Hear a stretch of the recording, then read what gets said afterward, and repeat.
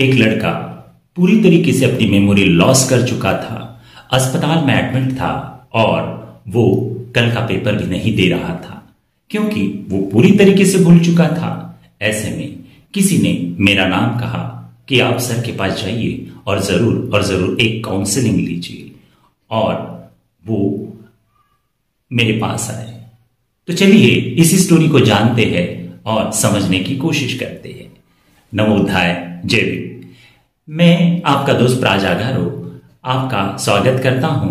ये एक case study है जिसे हम लोग रियल स्टोरी भी कहते हैं, और ये रियल स्टोरी में ऐसा हुआ कि पेरेंट्स थे, उनको केवल अकेला लड़का था और अकेला लड़का, और वो लड़का बहुत अच्छा लड़का था।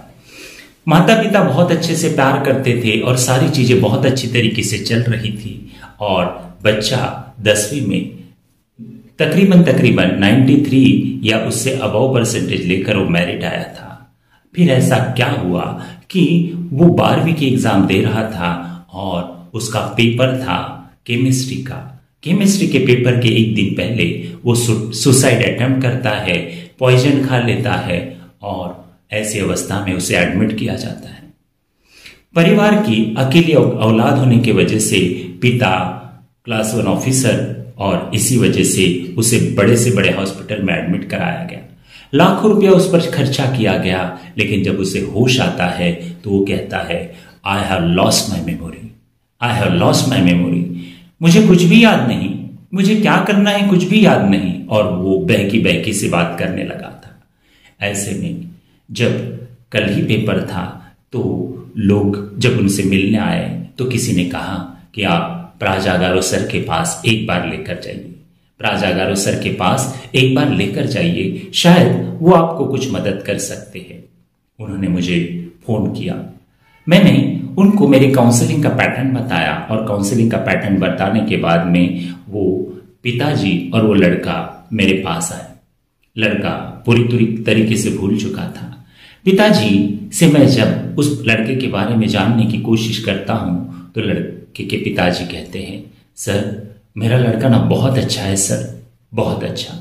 आज तक किसी भी चीज का उसे व्यसन तक नहीं है और बहुत अच्छा है, लेकिन पता नहीं, और पता है सर वो सुपारी तक नहीं खाता, इतना अच्छा लड़का है, और साथ ही साथ पढ़ाई में इतना होशियार है, ब्रिलियंट है कि बहुत ही होशियार। सर आपको पता है वो नासा की एग्जाम में 4 बार पास हुआ है, नासा की एग्जाम में।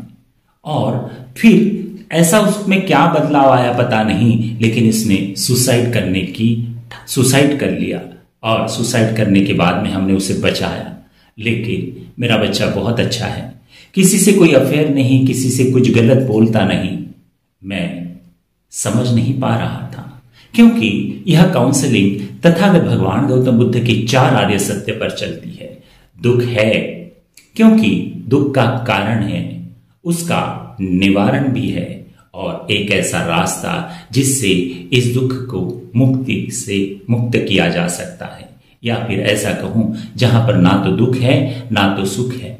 लेकिन इसकी जरूरत नहीं, मैं केवल इन 3 आर्य सत्य पर ही काम करता हूं। अब मैंने उनके पिताजी से कहा कि आप चले जाइए, और जब मैं आपको कॉल करूं तो 2 घंटे के बाद आप वापस आइएगा। अब मैं बच्चे से थोड़ा सा जानने की कोशिश कर रहा था कि बेटा आप क्या करते हो, कैसे हो, लेकिन वो कुछ भी बताने के चक्कर में नहीं था, कुछ भी बता नहीं पा रहा था। लेकिन जब मैंने उसकी फेवर की कुछ बातें कही, और फेवर की बातें करते करते जब मैं उसके दिल में इंटर कर गया तो वो कहता है, उससे मैं एक क्वेश्चन करता हूं, आप तो नासा की एग्जाम दिए, आप शायद साइंटिस्ट बनना चाहते हो। तो वो लड़का कहता है, सर साइंटिस्ट कौन बनना चाहता है? और मैं थोड़ा सा फिर कंफ्यूज हुआ और उसकी पास्ट हिस्ट्री, मतलब उसके बचपन से लेकर अभी तक जानने की कोशिश किया। तो बच्चा 8th स्टैंडर्ड में था। 8th स्टैंडर्ड में जब था तो देखिए आप भी कभी स्कूल गए होंगे, और जब हम लोग स्कूल जाते हैं तो हमारे कुछ टीचर्स होते हैं, मतलब अगर लड़कियां हैं तो वो टीचर के साथ अट्रैक्ट होती है, और लड़के हैं तो वो अपनी टीचर्स के साथ मतलब लेडी टीचर्स के साथ अट्रैक्ट होते हैं, और ऐसे ही एक टीचर से वो प्यार करने लगा था 8th स्टैंडर्ड के बाद। ये तो सभी के साथ होता है, तो ऐसा उसके साथ भी हुआ। वो पढ़ाई में होशियार था, इसीलिए वो टीचर उसे मदद करती थी। एक गैदरिंग के समय उस टीचर ने उसका नाम एक प्रोग्राम में नाम दिया, जिसमें उसको एक अभिनय करना था, स्टेज पर जाकर बोलना था। लेकिन शायद हमें जो आता है हम लोग स्टेज पर परफॉर्म नहीं कर सकते। शायद हमारी बुद्धि कितनी भी हो, लेकिन स्टेज और एग्जाम ये दो अलग अलग चीजें होती है। लिखना अलग चीज है और बोलना अलग चीज है। और ऐसे ही ये लड़का जब स्टेज पर गया तो ये पूरी तरीके से एक शब्द भी मुंह से नहीं निकाल पाया, क्योंकि ये डर रहा था कि मैं कैसे बोलूं। और वो टीचर देख रही थी, बार बार वो उसे बोल रही थी कि कुछ तो बोलिए, लेकिन ये बोल नहीं पा रहा था। अब करे तो करे क्या, ये हार कर वापस आया। अब टीचर ने उसे बहुत भला बुरा कहा और कहती है, तू तो कभी जिंदगी में कभी खड़ा ही नहीं हो सकता स्टेज पर, तू तो जिंदगी में कभी खड़ा ही नहीं हो सकता। अब इन दोनों लोगों में दरार आ चुकी, क्योंकि टीचर का इस बच्चे के ऊपर विश्वास था कि ये लड़का अच्छा अभिनय कर पाएगा, लेकिन ये लड़का अच्छा अभिनय नहीं कर पाया, क्योंकि ये पढ़ाई में होशियार था, एक्टिंग में, ड्रामा में होशियार नहीं था। अब इस चीज से दोनों में दरार आई, और दरार आने के बाद में ये लड़का ऐसी कंडीशन में डिप्रेशन में जाना चाहिए था, बराबर डिप्रेशन में जाना चाहिए था, क्योंकि एक आघात हुआ था उसके माइंड के ऊपर। लेकिन कभी कभी इसका उल्टा होता है, इंसान डिप्रेशन में तो नहीं जाता है, लेकिन उसे मोटिवेशन मिलता है। और ऐसा ही उसे मोटिवेशन मिला कि अब तो मुझे कुछ करना है, अब तो मुझे कुछ करना है। और बस उसने कुछ करने की ठानी, और जब कुछ करने की ठानी तो वो सर्च करने लगा इंटरनेट पर कि मैं क्या कर सकता हूं। और तब उसने सर्च किया कि हॉलीवुड में एक्टिंग कैसे करे। लेकिन परिवार तो कभी एक्टिंग से संबंध ही नहीं रखता था, परिवार तो नॉर्मल था, जबकि पिताजी क्लास 1 ऑफिसर हो गए, लेकिन एक्टिंग का इस परिवार से दूर दूर तक कोई नाता नहीं था। फिर उसे मैं कहता हूं, एक बार फिर से बीच में टोकता हूं, आप तो साइंटिस्ट बनना चाहते थे ना, क्योंकि आप तो 4 बार एग्जाम पास किए। वो कहता है, नहीं ना सर, मैं साइंटिस्ट नहीं बनना चाहता था, मैं तो एक्टर बनना चाहता था। और इसीलिए नासा की एग्जाम भी मैंने इसीलिए दी थी, क्योंकि मैं इसी बहाने मैं वहां फॉरेन में जाऊंगा और मैं एक्टिंग करूंगा। और इसीलिए उस लड़के में एक मोटिवेशन आया। वो पढ़ाई में इतना होशियार था तो उसकी होशियारी काम में आई, और वो 1 बार नहीं तो 4 बार उस नासा की एग्जाम को क्रैक किया। और आपको पता है, इंडिया के अंदर से कुल 5-6 लोग ही इस एग्जाम को पास करते हैं, उसमें ये भी लड़का था। लेकिन वो किसी कारणवश नहीं जा पाया।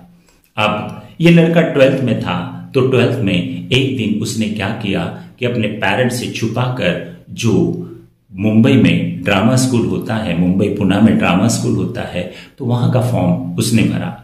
और ऊपर पेपर कुछ अलग थे और नीचे वो ड्रामा स्कूल का फॉर्म था, क्योंकि पेरेंट्स की अनुमति भी चाहिए। तो उस एग्जाम को भी उसने क्रैक किया और उसमें भी अच्छे नंबर्स लेकर आया। लेकिन जब वो अभी 12th के एग्जाम दे रहा था, तो 12th के एग्जाम देते देते ऐसा हुआ कि जब उसका वो पेपर था, कौन सा, केमिस्ट्री का। अब केमिस्ट्री का पेपर था, तो उससे एक दिन पहले वो सोच रहा था कि मैं कैसे जाऊं, मेरा परिवार सपोर्ट नहीं करेगा, मेरे परिवार के लोग मुझे जाने नहीं देंगे। और बार बार वो ये सोच रहा था, और इसी सोच के कारण उसने वो पॉइजन लिया और खुद को खत्म करने की कोशिश की। लेकिन अब मुझे सारा किस्सा पता चल चुका था।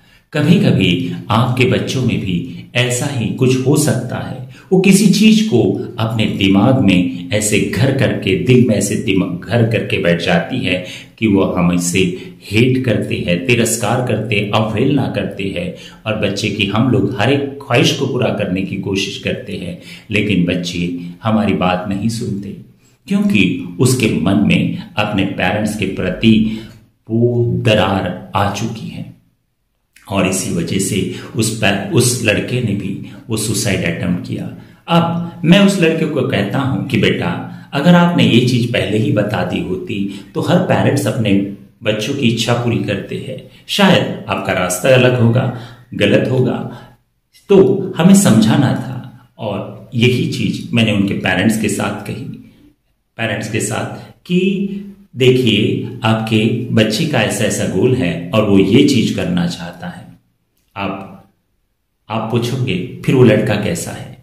मैंने उसको कुछ मेडिटेशंस दिए, उस मेडिटेशन से उसकी पूरी की पूरी मेमोरी रिकॉल हो गई। और रिकॉल होने के बाद में उसने जैसा तैसा उस पेपर को भी दिया, जैसा तैसा उस पेपर को भी दिया। और वो बच्चा पास होकर मुंबई में आज भी पढ़ता है, मुंबई में आज भी पढ़ता है।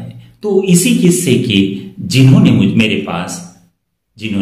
मेरे पास उस लड़के और उस पेरेंट्स को भेजा था, तो एक दिन ये लड़के की माँ उस लेडी से जब मिलती है तो वो तकरीबन सैकड़ों बार कहती है, थैंक यू, आपके वजह से मेरा बच्चा बच गया, आपके वजह से, नहीं तो पता नहीं क्या होता था। और वो बार बार कुछ बातें करती थी और बीच बीच में उसे थैंक यू, धन्यवाद बोला करती थी।